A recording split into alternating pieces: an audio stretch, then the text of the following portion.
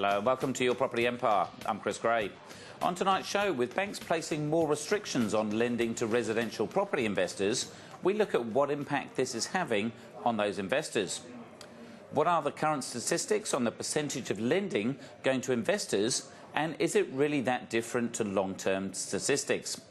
Well, joining me on the show tonight to comment on our stories is Rob Southwell, Managing Partner of Pitcher Partners Accountants and Advisors, and Charles Tarbey, Chairman and Owner of Century 21 Australasia. Well, over the last 18 months, what's actually happened to the cash rate relative to owner-occupier and investor rates rather? And we'll pull up a graphic. We'll jump to you there, Rob. Sure. Thanks, Chris. Good to be here. So over the course of the last sort of 18 months, the official cash rates come down 50 basis points over that time. But what we're seeing is that I guess the net margin for a home loan market's come off probably about 35 basis points, so the banks haven't passed the full rate on. But what we're seeing is that investor rates are actually anywhere between 10 basis points and 50 basis points higher than that. So at the moment, investors are paying almost 1% more now than they were 18 months ago for investment loans. And that was the old days of 20 years ago when I first started in real estate. There was literally no one knew what an investor was, but all of the banks used to charge an extra %. What was it like when you started investing, Charles? Yeah, there were investors when I started, Chris, but they didn't know how to spell the word then. That's how far back it went. It was a higher rate, sometimes 2% higher, because it was deemed to be riskier. And, of course, in those days, a lot of people were borrowing 100% if they had equity in something. They borrow 100%. The banks aren't as flexible nowadays with responsible lending, so they're really making it tough. And I don't think that it's too soon. I think it should have happened a little while back, just to put a bit more slow the market down more than what it has done. But it is starting to impact now as you look around. But also, I'm finding, because I'm speaking to quite a few of the lenders and the people in the industry, like you guys would as well, and a lot of the people in the industry are saying they're going too hard now. They put the things in place, let it ride the wave, and things are going to change. But if you keep hounding it too hard, it's maybe going to go the other way. It is a timing issue. But again, I think with you look at some of the new legislation that's come through, particularly for first home buyers, there's going to be a spurt in the marketplace again come 1st of July in a certain price category, certainly not in a lot of parts of Sydney. But then you're going to get this little mini boost again. And I don't know. I think it's okay. I think what they've done is okay. So, Rob, are you seeing quite a slowdown in the lending to the investors? I think I was speaking to our mortgage team at Pitcher Partners during today, and there's still plenty of demand from investors to do it, but it's just taking longer to do it, and they have to go across a broader spectrum of lenders to try and get what clients are after. So what you're finding is that the banks are continually referring back to their caps now, their investor caps. So APRA has put a lot of overall investment lending caps, but also looking at interest-only type caps. So, and then as well, you're getting a lot of banks, particularly the larger ones, who are not really open to new business. So they'll lend to existing clients, but they're not looking at taking refis off other banks as well. So you've got to actually use probably use the expertise of a mortgage broker to get that spread, to get what you're after, because it is out there. And so some mortgage brokers will be whinging, saying, "Oh, it's tougher. I'm not doing that much business." But some of the better brokers, this is when they'll really thrive, like the real estate agents, because this is when you tell the difference between a good broker and an average broker. Absolutely, and you're seeing now that also to the spread. There was a stat I heard today that 25% of new loans are actually coming from outside the top 10 lenders now, and that was half that 12 months ago. So, and working with a good broker helps you get to access all those non-core lenders. And there's been that talk about brokers and their commissions and so on, and that's been debated very heavily right now, and a lot of nervous brokers out there. But the reality is the banks have worked out a long time ago that it's much cheaper for them to use a broker than it is to employ people internally. Yeah, exactly. So I don't know how that's going to go. I don't know how far down the track it's gone, or whether it's going to get supported very strongly by the government departments. But I know a lot of brokers would like the banks or the government to leave it alone. So what are the typical obstacles that the brokers or the clients are going through at the moment? So, as I referred to earlier, so I think they look at, are you an existing customer? That's interesting stat at the moment too. So, so there's probably one one reason to not have all of your loans. If you're an investor with quite a lot of properties, it's good to diversify or have diversified your lenders because they're known to you. So that's probably one thing. The second thing is making sure that you're very clear about the type of loans that you're going for. So I think we might talk about later, but if you've got your own home and investment properties and are all cross-collateralised, it can get very complicated for banks. So trying to keep your loans as clean as possible. But I also think too it's very important to have that equity in place. So the main things we're seeing obviously is the higher rate. They're looking for a much higher spread. They're also looking at interest only. So if you can do P&I on your own home and keep the interest only for investment properties. And then the other point that they're really hammering home is the serviceability piece. So it's still there to get, but you've just got to be a lot more diligent and have your affairs in order. They're watching a lot more closely than they were watching a year ago. And the other big one too, the old days of I've got equity in my home, I'm just going to pull some cash out. That doesn't the big ones, they go, they're just not doing it at the moment. One of the things, Chris, with regards to banks and so on, I've made the mistake myself over the years. I've always said to a lot of people, always remain a prospect of a bank, never be a customer. Always have another deal that they might want to get involved in, and having a couple of banks helps you do that. And on the odd occasion, I've become a customer of a bank when I borrowed more than I should have, and I really feel it. And they really treat you like a customer. So I was suggest people try and remain a prospect as much as you can. And again, there's a lot of people out there that are self-employed trying to save as much tax as possible and not declare as much income. But this could be the case where you actually want to declare as much income as possible and pay a bit more tax, because then there's a bigger picture out there. Yeah, gets you both ways, doesn't it? Exactly. Well, you should pay your fair share of tax anyway, Chris. You should. Oh, exactly. You should always pay your fair share. But as that classic thing from Mr. Packer says, then there's certain times that you invest the money better than someone else. Absolutely.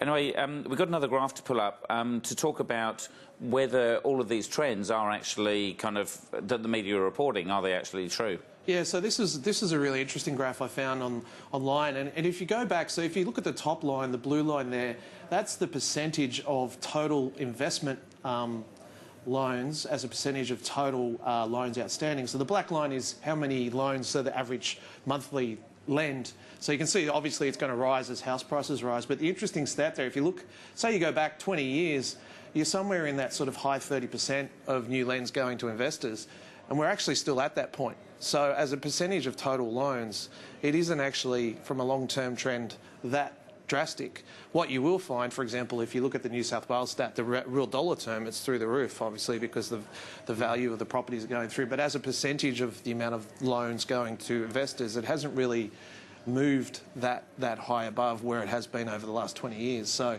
it's an interesting stat that I sort of, but I think at the end of the day, it's about the risks associated and the real dollar values obviously being much higher than they've been in the past. So.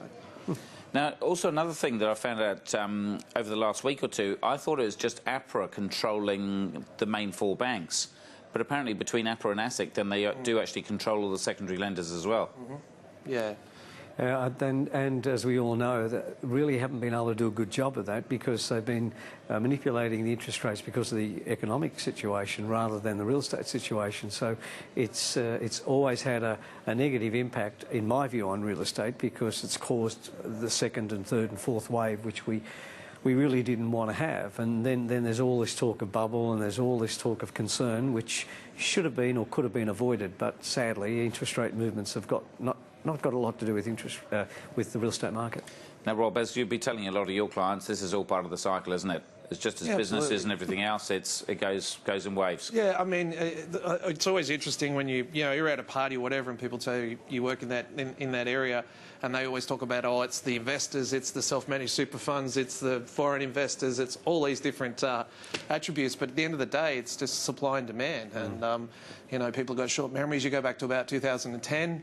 2009, there were a lot of agents walking around banking struggling to feed themselves. At that time, there was nothing going on, or probably 11, it really died down. So it is, and people have to appreciate that. So, I'm a big big advocate of looking at long-term averages when you're investing, and time in the market is what it's about, isn't it, Charles? Yeah, exactly. Certainly is. Well, let's jump to your auction clearance rates, Charles. Chris, still pretty good across the country. 69.1 is not a bad figure, but interestingly, it's the same number as what it was this time last year, so pretty good overall. But Sydney still performed very well at 73.1%, and that was followed by Melbourne. But let me just tell you that Sydney wasn't number one. Melbourne came in at 71.9, but the number one auction clearance rate this week is good old Adelaide, 73.9%. So I think all in all, very good. Not much difference between this time last year and now, so we're starting to get back to where we were.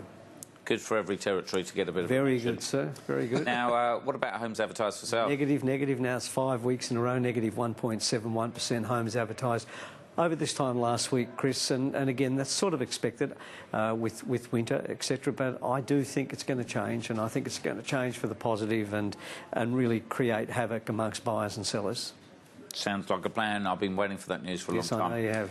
What about rent price movements? Yeah, there's not much there, negative 0.7%. But the interesting one is Darwin. It was down 2.8% over this time last week. But here's the good one, and that's Hobart. Now, he's been talking about Hobart a lot. They're up 3.35% over this time last week in rent movement. So and that's been the case for quite a few weeks. So they're doing very well, very well. Wonderful place. And finally, the vacancy rates. Yeah, very good. I'm pleased to say to you that Perth is performing even better again. The best capital city actually was Victoria, was Melbourne at 1.09, followed by Sydney at 1.34%, but Perth 7.14%. So it's been coming down, giving us an average of 3.19 over those three capital cities. But Perth has been the worrying market, and I was there on Friday, and I was talking to the guys there, and they said, look, the landlords are starting to become more and more realistic, not because they want to, because they have to. Wonderful stuff. Thanks for all those things. Now, Rob, just before we close off on the bank side of things, is it happy days for the banks now that they're increasing their interest rates, they're making stacks of money, and if you're a share trader, that's a good thing, or are they struggling with all the volumes, that the volumes are down? Well, it's been interesting. I mean, if you look at the banks probably copped a hammering probably about a month, towards the end of April when the APRA announced all those changes, but most of the larger banks have bounced back since then. So I don't think the market's that worried about it. I mean, you probably plenty of people on this show. Sorry for the banks. No, but you know, it's no secret that every time half-year and full-year results get announced for the major players, it's very rarely not a record profit. So. Yeah, I guess watch that space. Wonderful. Good. Thanks for joining us, Thank you, Charles. Chris. We're going to take a short break. We'll be back soon.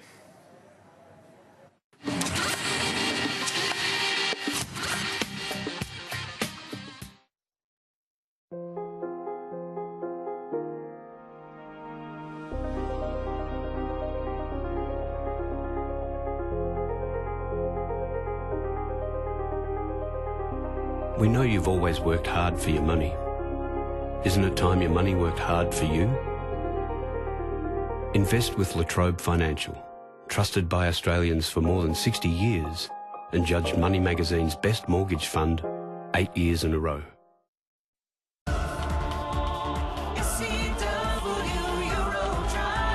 At SEW Eurodrive, we're all about solutions. From geared motors to heavy industrial gears, simple frequency inverters through to sophisticated decentralised technology or servo controls. SEW can tailor a package to suit your requirements. German technology, Australian know-how, local assembly, sales and service. SEW has the drive to keep you up and running. A rental property can be a rewarding investment, but even with great tenants, there'll always be life's unavoidable accidents and uncertainties. Standard building insurance may not cover damage caused by tenants or loss of rent, leaving you out of pocket. Terry Shear is Australia's leading landlord insurance specialist, with award-winning landlord insurance from $1 a day to protect your property and rental income. Call Terry Shear today or go online. Dad, we sold the house. Oh, nice one, Debs. Did you use Purple Bricks? No, we didn't. They're just online. No, Dino, they're proper real estate agents, real people. You just don't pay commission. No commission? No. Back in a sec. Ah, commisery. The misery you feel when you spent thousands on commission but got nothing more for your money. Save yourself from commisery at purplebricks.com.au. There's tough. And then there's a new breed of tough. The new Amarok, now standard with App Connect and rear view camera. From only $42,990 drive away, now with free 8-speed auto.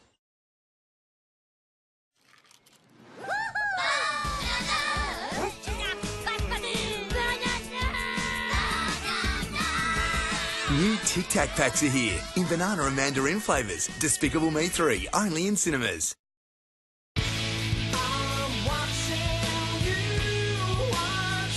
What did he say? He says you can see quite well. Donate to the Fred Hollows Foundation today and help restore sight. At RAMS, greater together means having to tell your story only once. Because the one local home loan specialist will take you through the journey step by step. To connect with RAMS in your area, jump online. RAMS, greater together. Welcome back to Your Property Empire. Well, joining me on the show tonight is Rob Southwell, Managing Partner of Pitcher Partners Accountants and Advisors, and we've just been joined by the great Tom Panos, Head of Real Estate Advertising at News Corp. So we're going to start off the section by asking, what are the implications of using your main residence to produce some extra income? Take it away, Rob. Sure. So quite often people ask what happens if, you use part of your house to rent out a room or whatever, and think it's a good idea because I might get a tax deduction, whatever. But is this renting it to your kids or maybe renting it to a stranger? Well, usually for first home buyers that need the extra income. And I think a big piece that a lot of people don't identify is the fact that they could open themselves up to a capital gains tax liability on their own home, which is quite often a much larger implication than a little bit of a tax deduction in the interim. And I guess probably the bigger one that a lot of people don't appreciate is that if you do have your own home and you end up going overseas, so we were talking about this the other day, that there is the opportunity to get a main residence exemption on your own home up to a period of 6 years, as long as you don't buy another property in Australia to live in. So that's actually a common planning issue that we do with our clients, particularly where they relocate. So just trying to balance it up. But young people, Tom, property is getting more expensive in most places around the country. Young people do have to be more flexible to find different ways of affording a property, don't they? Yeah, and we're seeing that, Chris. I'm seeing over the last 5-6 years, people that wanted to have everything are beginning to realise they can't have everything. And they're also becoming extremely creative, whether it's family, friends, relatives, doing things at their current property. So the mindset has changed.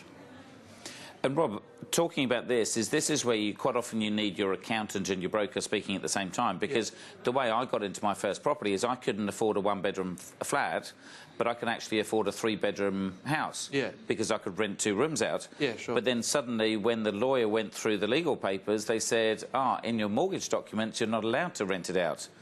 And so then my dad had to say, well, OK, technically I'm going to cover the repayments. So it is quite a juggling act to try and keep the lawyer, the broker and the accountant and the bank happy at the same time. Yeah, absolutely. And particularly at the moment where the banks are looking at all of the detail.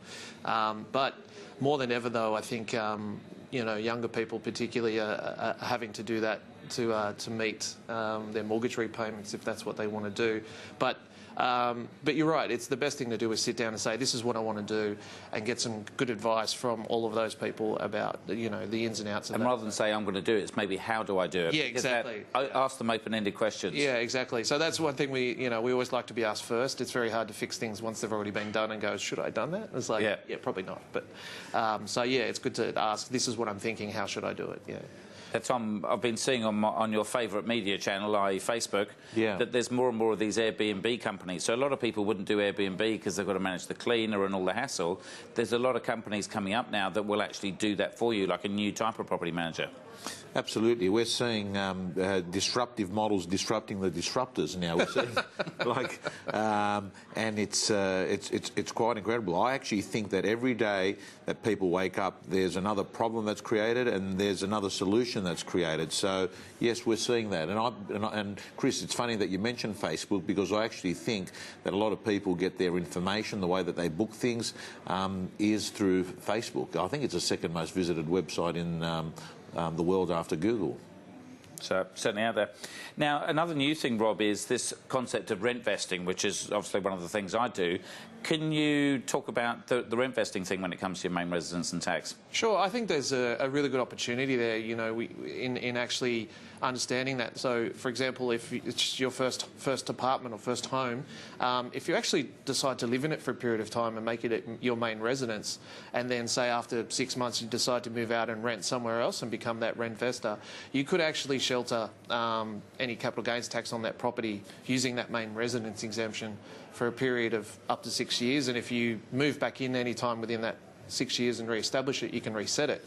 So for your first property, if you think about it and plan it carefully, it can actually save you a bit of money. But of course, a lot of rent vestors have the philosophy they're never going to sell, so you've got to balance that out. But that is something, for example, we have the younger guys in our office looking at buying their first property. I say just live in it for a period of time and then go off and do what it is you need to do. So.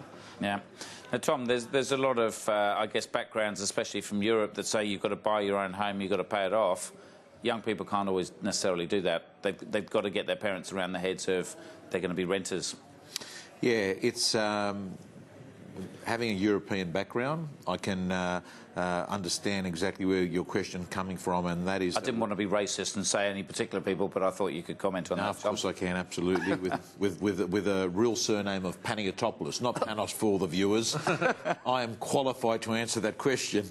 I have to say that always been brought up, a lot of Europeans have been brought up, that rent is dead money. So the psychological concept of yourself, of living in a rented house, and having lots of other properties like you do, and your strategy has been, many of your viewers know what your strategy is, it's still, whilst it's commercially sound, and you can sit there and explain to any European this is why you should do it, from a psychological perspective, it's a difficult thing for people to fathom. But I think, again, because Sydney, Melbourne's so hard now, I think people are also changing their views on those things as well. They're saying, do what you've got to do to get in. Yeah. Yeah. Well, look, my mum comes over from the UK and I live in Darling Point, as you know, one of the most expensive suburbs, and she says I'm abusing my kids because they haven't got a back garden of their own that we share because we're in an apartment block. And I said, Mum, there's a pool downstairs, there's a sauna, there's a gym, there's massive gardens, but I'm abusing my kids because they can't walk straight out of their lounge. Yeah. So it's... So European, try and change them slowly and surely. Yeah. Rob, everything's not about tax, so what are some of the other implications you've got to think of? So obviously, you were talking about from a mortgage perspective, you've got to be careful about that. I think if you're renting a place out, the insurances that you have, so, you know, making sure that you have, you know, landlord insurance to cover breakage and those types of things, because you're never going to be sure who's actually going to rent your house or who they're going to let in. If it's going to turn into a drug den or something like that. Yeah, exactly. So you know, having that, I think there are some other taxes that you need to consider, particularly land tax, because it's not quite as generous as the income tax main residence exemption, and that can be for a big property that could be a sizable bill every year. We have a lot of clients that get caught out on that because they don't ask us first. But so there's some of the issues that you need to face. You know, people talk about Airbnb. That's become very popular. If you're in a strata building, you've got to be very, very careful about making sure that you're not violating your bylaws. You know, if you've got a lot of people who are actually living in the building who own it, they'll know very quickly if you're renting it out, and you don't want to fall afoul of the NARCI strata committee. But yeah, they're the main things that you probably need to be mindful of, and also too from a bank's perspective, their attitude towards an investment property versus owner occupied. Exactly. Now, Tom, let's jump into your property of the week, because I had a look at it before and there's one little aspect of it that I absolutely love, but I'll let you jump into it and we'll take it from there. Yeah, I'd love to get your comments on exactly what that is. I mean, it has got Hollywood Batman movie, says the notes I've been given, 128 Crosby Road in Ascot. It's 50-metre long private concrete tunnel for a driveway going to the road. That was the thing I want. They described that as the Batman tunnel from the movie, that you could go underground and get your car in and out. Very good. You like that? I love that, Tom. I'd buy it just for that Batman tunnel. How many cars can you put in there? 8 to 10 cars, and I'm really... It's been on the low side for you, Chris, isn't it? Yeah. Well, Chris, before you make a decision, let me just go through a few of the things. It's got dual living with a fully self-contained level, kitchen, laundry, bedrooms and parking, all with city views. 3-year construction time frame, 12-month alone for the tunnel and the basement. Architecturally designed over 6 levels. And Tyson Clark from Sotheby's International Realty is managing this property. It's got a price guide of 10 million plus, which again meets your needs, Chris. I'd love to rent this. Just the garage. Well, anyone that's watching the show right now, if you're unsure about whether you'd find a tenant, we've got you a tenant. He's just agreed to it. But go in and have a look at it. And by the way, this property we actually featured in the New York Times. We featured it across a lot of our publications. But we're looking for buyers all over the world for this property, 128 Crosby Road in Ascot. Yeah, certainly some fantastic things there. There's a movie cinema, yeah. And we might come up with the tunnel as well.